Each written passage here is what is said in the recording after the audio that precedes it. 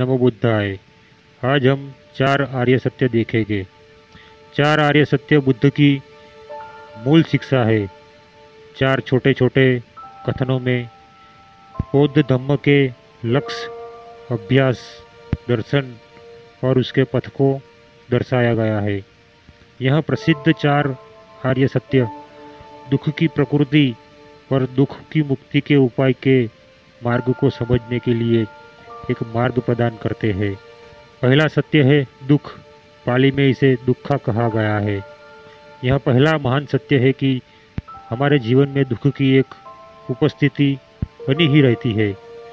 यह सत्य सिखाता है कि जीवन में हमेशा दुख शामिल ही होता है, चाहे वह स्पष्ट रूप से दिखे या न दिखे। सूक्ष्म रूप में वह हमेशा हमारे साथ ही बना रहता है।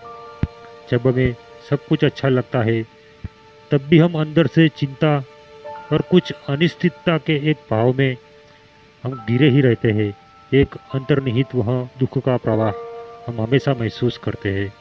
दूसरा है दुख का कारण। पाली में इसे समुदय कहा गया है। दुख का कारण हमारी अपनी प्रकृति और जो वास्तविक प्रकृति है उसके बारे में जो हमें गलतफहमी है या फिर हमें अज्ञान है।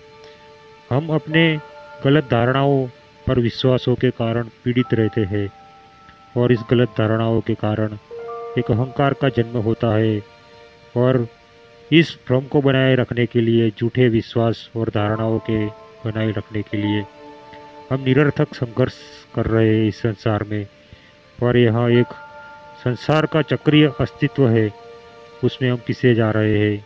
हमारी गलत धारणा यही हमारे दुख का कारण है। तीसरा सत्य है दुख का निरोध, दुख का निवारण। पाली में इसे निरोध कहा गया है।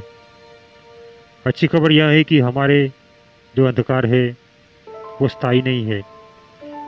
जैसे ही बादल गुजरते हैं तो सूर्य ढक जाता है, वैसे ही हमारा जो ज्ञानोदय का स्वभाव है वह सदा सूर्य की बात स्पष्ट ही है। सिर्फ बादल बीच में आ गए हैं और हमने इस बादलों के दुख को सत्य मान लिया है। जैसे ही हम हमारे मूल स्वभाव को जान लेते हैं जो हमेशा उपलब्ध ही रहता है, उसी अवस्था को ज्ञानोदय या फिर निर्वाण कहा जाता है, जो दुख की पूर्ण समाप्ति है।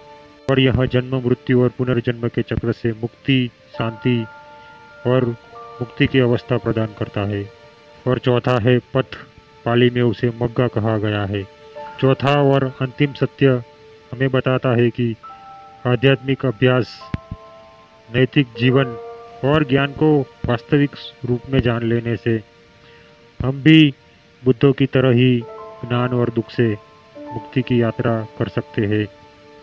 और उसके लिए अष्टांगिक मार्ग का अनुसरण करना होगा। और अष्टांगिक मार्ग का अनुसरण करके हम भी जागरूक हो सकते हैं। अष्टांगिक मार्ग की चर्चा हम किसी और वीडियो में करेंगे।